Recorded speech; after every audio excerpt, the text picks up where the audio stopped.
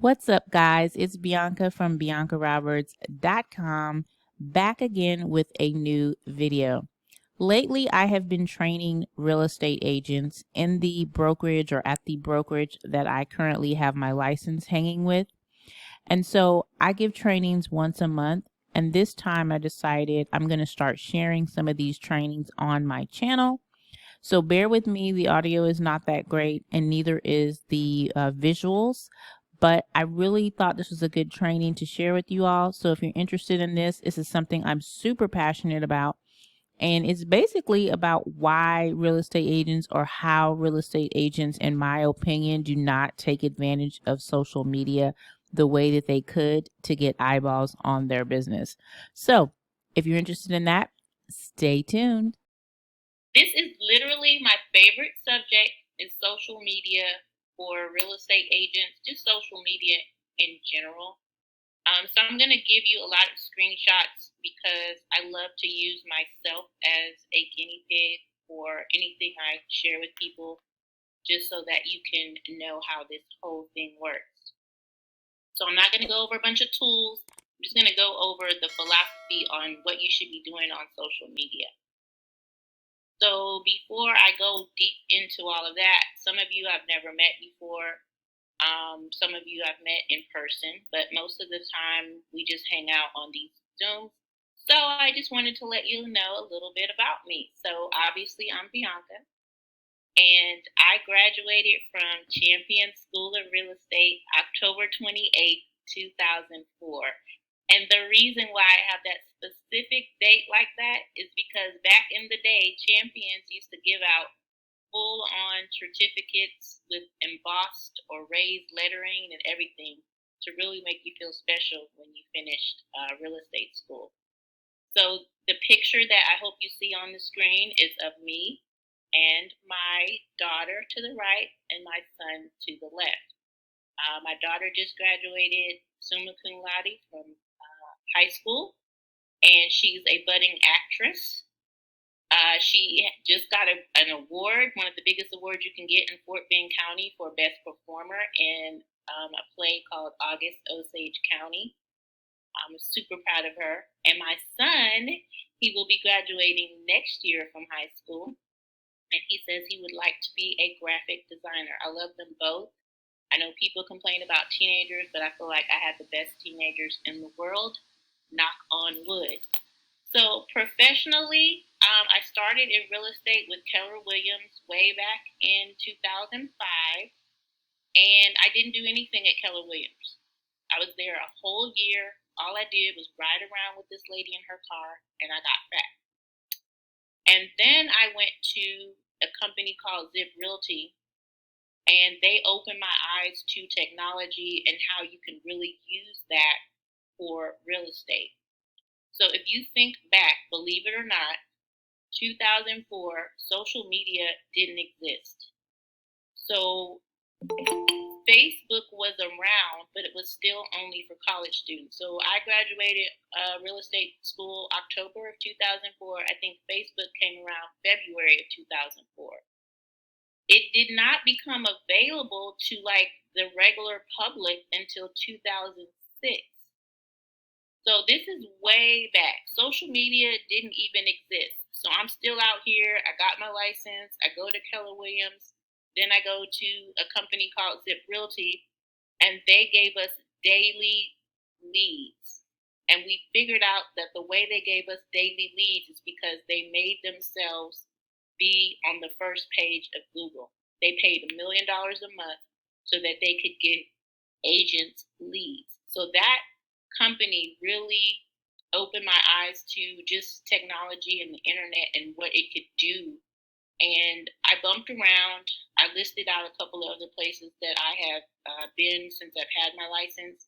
I even let my license lapse long enough once that I had to go back and retest, because there was periods of time where I was done with real estate. I said, heck no.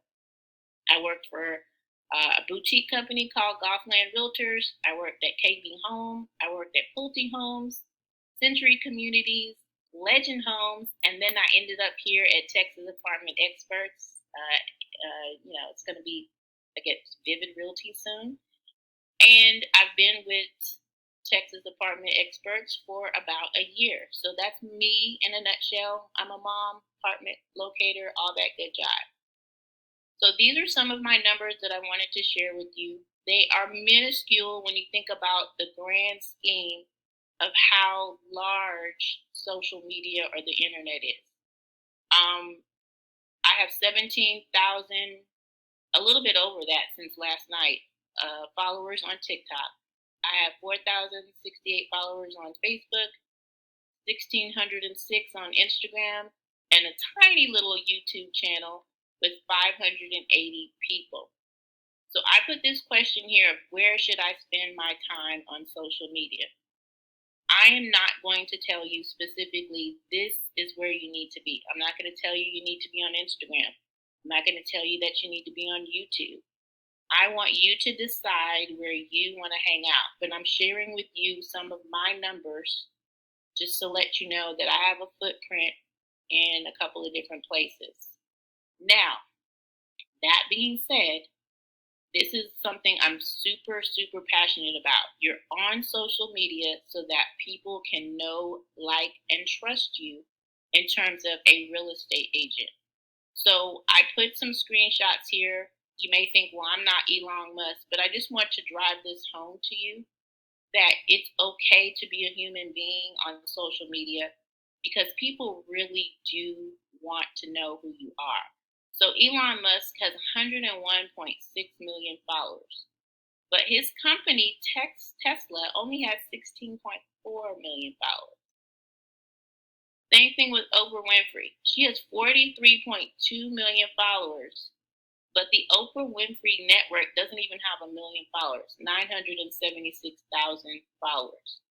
The reason that I'm sharing that with you again is because I'm super passionate about being a human being on social media and people getting to know, like, and trust you. They will buy things from you. They will follow you to the end of the earth. You can be just one little tiny blip and have a tribe of people that will be willing to pay you money for anything. They'll be willing for you to sell their house. They'll be willing to refer you to people, but they want to connect with you as a person. That's what we have now because of social media. So way back in 2004, this was not even a thing. Now you can get paid just for creating content on social media. So again, I'm super passionate about being a human being and attracting clients to you versus just being this blank person that no one knows about. So, how do you use social media to get real estate leads? Again, I have lots to say about this, but I wanted to share with you a screenshot from my personal CRM. This is not affiliated with the company, but I just wanted to show you that yesterday I had 2 leads come in, 15 within the last 7 days, and 56 that was in the last 30, with a total of 1,356 leads. These leads come in while I am sleeping, 24 hours a day, 7 days a week. Again, I'm not going to go into my CRM necessarily with this training, but I want you to know basically what is available or what can happen for you once you start to get on the social media train and really use it to your advantage. Now, this video I posted yesterday because I wanted to have some fresh content to share with you all. It's not even a full 24 hours later. The screenshot that I took was to use for this presentation. It says I have 22,000 views on this particular video. As of this morning, I'm going to tell you real time on my phone, I have 84,000 views on this video, and it's been shared over 700 times, and it has over 3,000 likes on it. The reason why I'm sharing this with you within a 24-hour period, that this is what you have available, is because I'm giving value.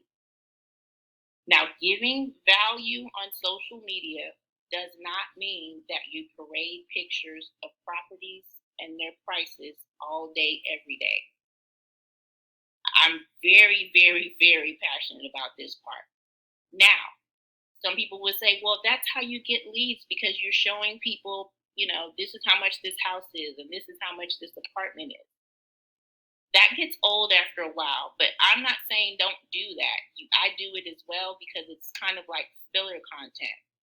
But when you give people value or information that they've never seen or heard before, they will say, this person is different. A lot of people do not think real estate agents do anything except open up doors and show pretty properties. That is a part of what we do. But as you all know, it's way more than that to be a real estate agent. And so if you feel like all I'm doing is showing pictures of properties with prices and I'm not getting leads, I'm telling you a better approach is to give value to the people that you want to attract to you. That's what attraction marketing is all about. I'll give you another example. This one is a video. I wasn't being funny. I wasn't doing anything but calling out how rents are skyrocketing, right? So I'm thinking with the mind of a renter. Everyone complains about how high rent is. So all I did with this short video was basically say, hey, landlords want 2021 rent rates, but they have 1971 kitchens and baths. People can identify with that. People can agree with that. And it kept going and going and going. It's got 301,000 views on it. What I want you to know is you can do this as well. It does not necessarily mean you have to do this on TikTok, but you want to give value. You want people to say, this is a real estate professional. They know something. So on that previous example that I was showing you about how since yesterday this is over 80,000 views on it, I was talking about property taxes. A lot of people don't know anything about property taxes. They don't know how any of that kind of stuff works. This video kind of ticked someone off so bad, they messaged me on Instagram and said, I would never move to the South. I pay $1,700 a year for my property taxes, and it stirred something in them. I'm on social media not just to be taking pretty pictures of photos and parading them around. I literally want to fill up my lead bucket based on information that I'm providing. I do not subscribe to the school of you have to post 100 times a day. It's just not possible. You don't have that much time in your life to be posting on social media 24 hours a day, 7 days a week. But if you give valuable information, things that are going to cause people to rethink what they're doing, you answer questions that people might have. Once they start getting into a rhythm and they're used to seeing you giving valuable information, they will keep interacting with your content. Because again, we want people to know, like, and trust us. And that is when they will hire us or want to give us money in some form or fashion. So one of the ways that you can divide up giving value is some of the things that I just talked about, like property taxes, new construction communities. I make fun of people who have champagne taste on beer budgets. I do that a lot on my social media. Material knowledge like flooring, specific types of architecture. I even used to have a section on my YouTube channel where I talked about my favorite type of architecture, which is mid-century modern architecture. I've been studying that since 2001. I had a little section on my YouTube channel that was divided up talking about that. And I started building a community before I started to go into apartments. And I just left it to the side because I was like, well, I'm going to be doing apartments now. I don't want to really focus my attention. A lot of people would say, oh, mid-century modern, that's too specific. It is not. You can find a tribe of people that will be attracted to your content, whatever the heck it is that you really, really are passionate about. people will be attracted to it and they will be willing to hire you and make you their real estate agent. Apartments, new apartments opening, apartment specials, rents in different areas compared to the rent in Texas. All of these type of ideas are things that you can use to get engagement and get people reaching out to you in order to hire you or use you as the real estate agent. So I want to divide up your posting into pillars of content. Again, I can go on and on about this stuff because I love it so much. So when you think about pillars of content, you are not just a real estate agent. I'm not just a real estate agent. I'm a mom. I have a significant other. I have a stepmom and a father. Like there's a lot of stuff that encompasses who Bianca is. So if you divide up your life into pillars of content, this is all again something that will help people know, like, and trust you. I've given you some examples of pillars of content. Now, we've already got the business now because we know we're real estate agents. We're going to talk about real estate all day, every day. That's fine. But I'm also a foodie. Like, I like to go out to new restaurants that I have not been to before. And I like to share that stuff on social media. I shared the rooftop cinema on one of my posts on TikTok, and the rooftop cinema reached out to me and said, thanks for sharing about their particular company. I got 13,000 views on that video. I really wasn't doing anything. It's just my boyfriend loves to film stuff, so he filmed a whole bunch of stuff. I put it together real quick and posted up the video. I would love to travel. I don't travel a lot now. I'm not really into fashion, but I just put that down as a pillar of content that you could use. I want you to think of who you are beyond being a real estate agent. If you've overcome an illness in your life, if you are a pet parent, all of those things make you a well-rounded person. So when you're presenting your information on social media, I say this all the time. What a time to be alive. You can literally have your own reality show, so to speak, and you pick the information that you share with people. And believe it or not, people will be drawn to how you sound. I've talked to some of y'all, you feel like you have an accent and you're nervous and scared about your accent. If you're from somewhere else and you speak another language, you have the opportunity, which I don't, to do content in 2 different languages. You can do twice as much content as I can because I can only speak English. I speak a little bit of French, but not enough to be doing content. I just want to give you some ideas because you have the power to choose what you show with people so that they'll be in the habit of saying, you know what?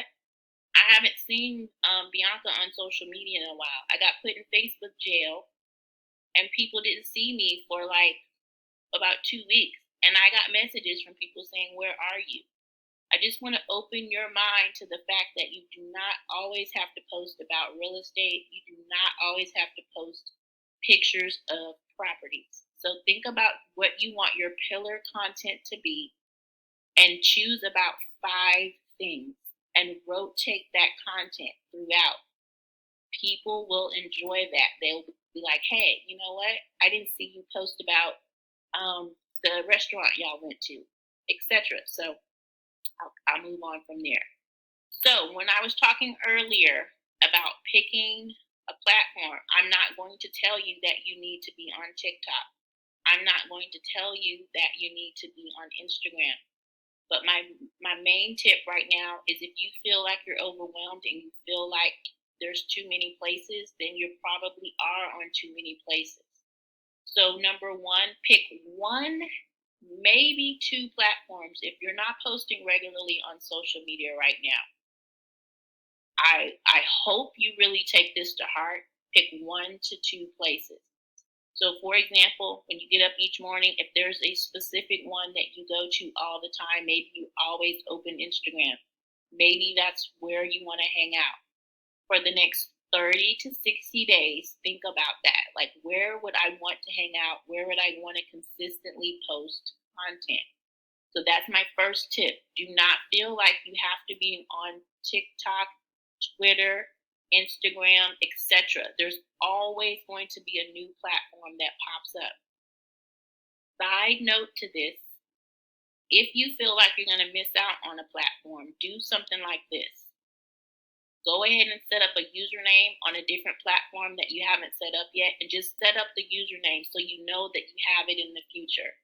Because sometimes you won't be able to use the username that you set out to use because somebody else has it. So it's necessarily, you don't have to be on 15 platforms, but if you're concerned about your username being taken on the new hot thing, create a username and then go back to it later. So again, do not feel like you have to be on every single platform. That will not serve you if you feel like you're overwhelmed. Next, pick your posting frequency. I cannot stress this enough. If you set yourself up and you say, "Oh, I'm gonna post 100 times a day," don't set your self. Basically, don't set yourself up for something that you know you're not gonna do. If all you can do, if all that's available to you because you got a job, you got kids, you got whatever, if all you can do is post 2 times a week, then post 2 times a week on that main platform that you decided that you're going to post on. Don't make yourself feel like you have to post all day, every day, because again, if you're giving value, you're giving people information that they've never heard of, it's better to be consistent with that stuff than posting 100 times a day just because you're just trying to shove something up on a content platform because you think that's what you need to do. I am not going to tell you that I post on TikTok every day. I do not. I post several weeks. I'm really bad at that because I let my lead generation I coast on my lead generation. I just post up stuff that I know is going to do stuff. It's going to bring me leads, and I just kind of coast from week to week. I'm going to make a public declaration that I'm going to post more often, but I'm not going to be posting 15 times a week on TikTok. I just know that's not what I'm going to do. So I'm challenging you to pick your own posting frequency. If that's twice a week, 3 times a week, just stick to something. Figure out, okay, this is what I can do, and don't let yourself off the hook. Next tip is follow people that are inside and outside real estate on the platform that you picked. A lot of times you will see viral sounds or words, or sometimes it'll just spark an idea when you see somebody posting from some other particular niche, whether it's vegan food or, I don't know, decorating. Just follow people that are outside of real estate because you'll get a lot of ideas. Jot them down in your phone, wherever you keep your notes, and you can go back to that idea that you had that you saw on whatever. These are simple things that you can do so you do not feel like you're overwhelmed and you don't have anything to post about. But again, if you go back to your pillar content, you're not always going to be posting about real estate. Sometimes you're going to be posting about the funky service that you got, or the tire blew out, whatever. Believe it or not, people really do like knowing a little bit more about you. So that's my main 3 tips for what you're going to do on social media. So my homework, if you choose to accept it, again, pick your platform, whatever it is, your 1 to 2 places that you're going to post consistently. Pick how often you're going to post on that particular platform. And then follow people that you know from social media that you're like, I love this person. Maybe they do braids. Maybe they, work on cars. Follow people that have to do with your passions and things that you like. That is how you get people interested in what you have going on. That is how you attract leads to you. It's once you get this machine going, you'll be astounded by how much people will interact with your content.